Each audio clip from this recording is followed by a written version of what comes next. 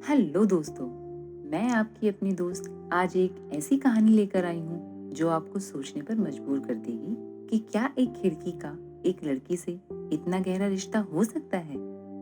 दोस्तों, आज की हमारी कहानी का शीर्षक यानी टाइटल भी खिड़की ही है। तो चलिए अब सुनाती हूँ आपको एक खिड़की की कहानी।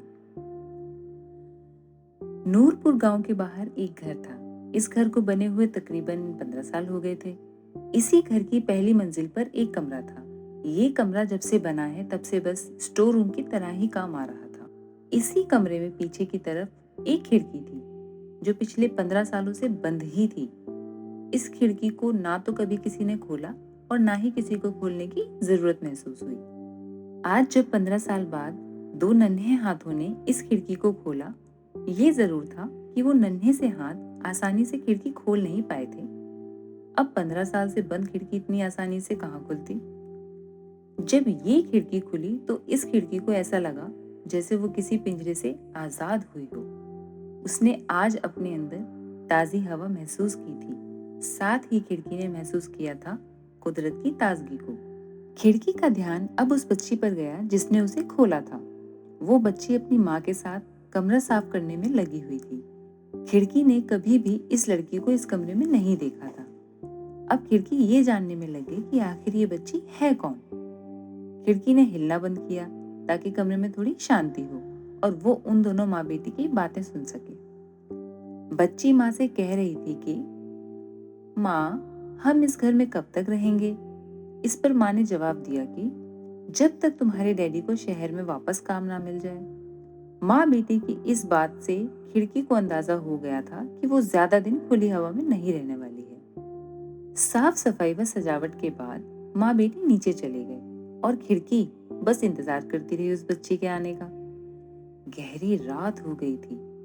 तब फिर माँ बेटी साथ में कमरे में आए।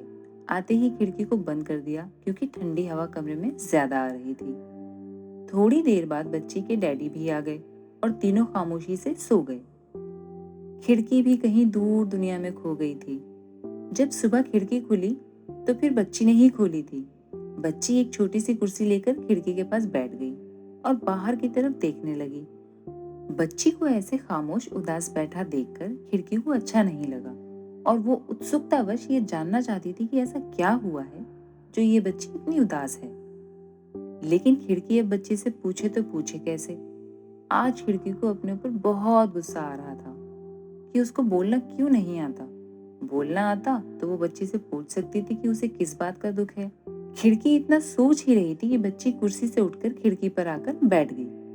खिड़की पर बैठकर बच्ची को अच्छा लगा। उसने बाहर के नजारे देखे और खुश होते हुए अपने आप से ही बोली, यहाँ कितनी हरियाली है।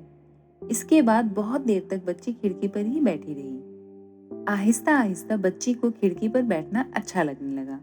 इतना ही नहीं, अब तो वो बच्ची खिड़की पर बैठकर अपने आप से बहुत बात करती थी। लेकिन खिड़की को ऐसा लगता था कि वो लड़की उससे बात कर रही है।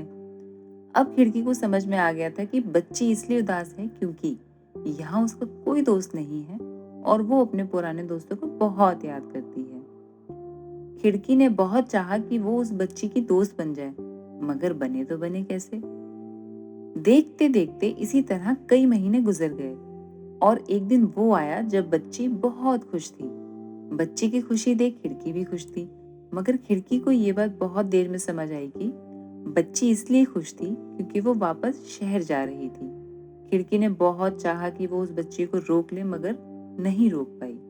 बच्ची के जाने के कुछ दिन बाद कमरा फिर एक स्टोर रूम बन गया और फिर खिड़की पहले की तरह बंद हो गई। तो दोस्तों, सुना आपने कैसे एक खिड़की ने एक अनजान बच्ची से रिश्ता जोड़ लिया था और बच्ची को पता भी नहीं था।